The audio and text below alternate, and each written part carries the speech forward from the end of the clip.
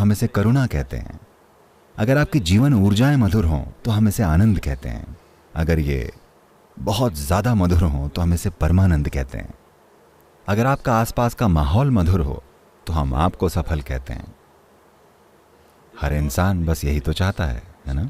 और ज़्यादा कुछ नहीं। आप अपने अंदर मिठास चाहते हैं, आप बाहर मिठास चाहते हैं। इंसान बस इतना ही तो चाहता है। बाहरी हालातों की मधुरता के लिए आपको लोगों की मदद चाहिए। हाँ, ये कला है। आपको जुगाड़ लगानी पड़ती है, समझौते करने पड़ते हैं, आपको साथ साथ स्थितियों को ढंग से संभालना पड़ता है। बाहरी मधुरता बनाना एक खास टैलेंट है, एक खास योग्यता है। हर कोई बाहर ऐसा नहीं कर पाता। पर जब आंतरिकता की बात आती है तो हम सभी समान रूप से सक्षम हैं। कोई भी किसी दूसरे से ज्यादा संपन्न पैदा नहीं हुआ है। हर इंसान आंतरिक आयामों के लिए समान रूप से सक्षम है। तो कोई परमानंद में बैठा है, मैं वहां कैसे पहुंचूं? क्या यह मेरे लिए संभव है? ऐसा सवाल तो आप पूछे ही मत। अगर यह मेरे लिए संभव है तो यह आपके लिए भी जरूर संभव है।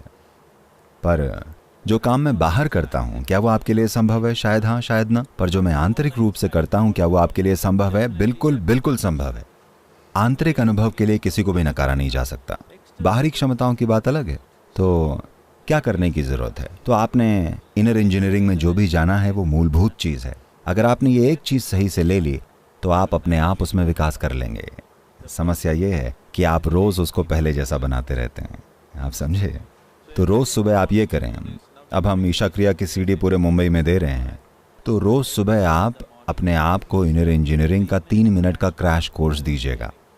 आप देखेंगे 3 महीनों के अंदर बहुत ही सुखद महसूस करेंगे। 6 महीने के अंदर अंदर अगर आप बस यूं ही एक पेड़ को देखेंगे, आप परमानंद में फूट पड़ेंगे। अगर आप बादल को देखेंगे, आप परमानंद में फूट पड़ेंगे। अगर आप अपनी आंखें बंद करेंगे, आप वहां होंगे। चाहे जो भी हो, आपको सिर्फ बहाना चाहिए होगा। आप ऐसे बन जाएंगे, पक्का।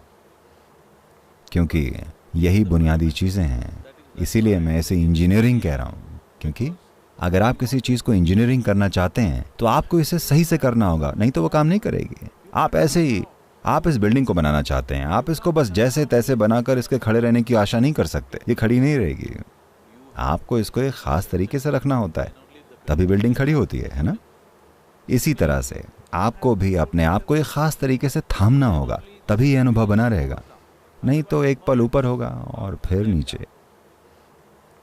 साथ ही मुझे लगता है, अगर आपकी अनुमति हो तो, अगर आप अपनी खुशी के लिए दूसरों पर निर्भर रहते हैं तो शायद ये संभव है कि आप खुश ना हो पाएं। पर अगर आप तय कर लें कि आपको खुश बने रहना है तो खुश रहने की संभावना बनी रहेगी। आप उनके पति को कम क्यों समझ रहे हैं?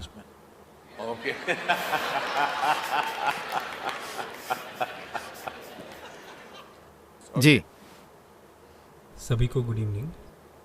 गुरुजी, मैं ये जानना चाहता हूँ कि इंसान हमेशा ज़्यादा और ज़्यादा के लिए तरसता रहता है और जो भी मिलता है उससे खुश नहीं होता। बेशक आपने अभी समझाया कि खुशी एक आंतरिक अवस्था है। आप आम लोगों को अपने जीवन में खुशी और शांति लाने के लिए क्या सलाह देना चाहेंगे? आसान क्वेश्चन पूछा आपने। समस्या ये नहीं है कि इंसान ज्यादा के लिए तरस रहे हैं, वो बहुत कम की चाहत रखते हैं। फिलहाल जब मानव चेतना पूरे ब्रह्मांड को थाम सकती है तो उसे चाहने के बजाय वो मुंबई में एक अपार्टमेंट के लिए तरस रहे हैं। ये मूर्खता है। तो वो इसलिए दुखी नहीं है कि वो ज्यादा के लिए तरस रहे हैं, वो बहुत कम की चाह रखते हैं। वो अपने तरसने में भी कंजूस हैं। ये उनकी समस्या है। प्लीज आप हर चीज की इच्छा रखिए, आप शानदार होंगे, कोई दुख नहीं होगा। आप छोटी छोटी चीजों के लिए तरसते हैं, ये आपकी समस्या है। जब इतनी बड़ी संभावना मौजूद है, इतनी छोटी चीज चाहना, इसके पीछे भागना, मैं कहूंगा ये गुनाह है। तो वो इस गुनाह की वजह से परेशान है। उन्हें अपने गुनाहों की सजा मिल रही है और ज्यादा चाहने की नहीं है। वो उतना चाह ही नहीं पा रहे हैं। जब सृष्टि और सृष्टा उनके लिए संभव हैं, उनको बस प्रॉपर्टी का ये छोटा सा टुकड़ा चाहिए होता है। वो बस इतना ही सोचते हैं, उसके आगे सोचते ही नहीं है। इसीलिए वो दुखी हैं, अपने आप को सीमित रखने की वजह से, ना कि बहुत ज्यादा चाहने की वजह से।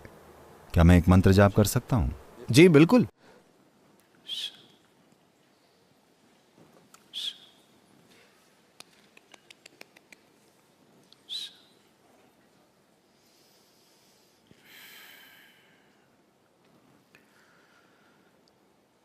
करचरण कृतं वा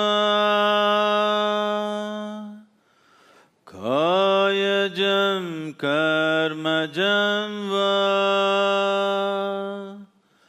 श्रवणनयनजं वा मानसं वापराधं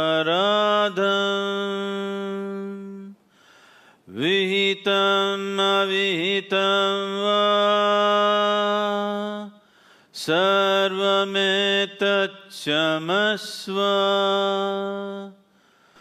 जय जय करुणाब्धे, जय जय करुणाब्धे। ॐ श्री महादेव शंभो।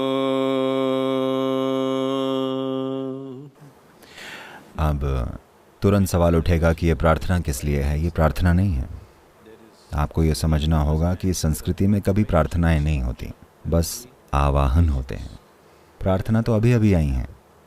प्रार्थना मतलब आप किसी से बात करने की कोशिश कर रहे हैं। आवाहन मतलब आप अपने सबसे बेहतरीन रूप को सामने लाने की कोशिश कर रहे हैं। अब आसान भाषा में इस मंत्र का मतलब है कि सभी में, जिस चीज़ पर मैं चलता हूँ, जिस हवा में मैं सांस लेता हूँ, वो पानी जो मैं पीता हूँ, वो भोजन जो मैं खाता हूँ, वो जगह जहाँ हम रहते हैं, उसमें सृष्टा का हाथ सक्रिय है। एक लौती सबसे खूबसूरत चीज़ जो आप कर सकते हैं वो ये है कि इसके साथ पूरी तरह शामिल होकर भी आप सृष्टि के काम को बिगाड़ें मत। आप रचयिता के काम को न बिगाड़ें, यानी आप कुछ ऐसा न करें जो सृष्टा की मर्जी से अलग हो। सृष्टि के पीछे की बुद्धिमत्ता, उसके जो इरादे हैं, आप उनके साथ ताल में रहें और अपनी बकवास भरी चीज़ें न करें। तो ये एक यात्रा है, सृष्टि के एक अंश होने से सृष्टा होने की यात्रा। हर इंसान में एक क्षमता है। ये मेरी इच्छा है और आशीर्वाद है कि आपके जीवन की एक सच्चाई बने। यहाँ उपस्थित होने के लिए आपका बहुत बहुत धन्यवाद।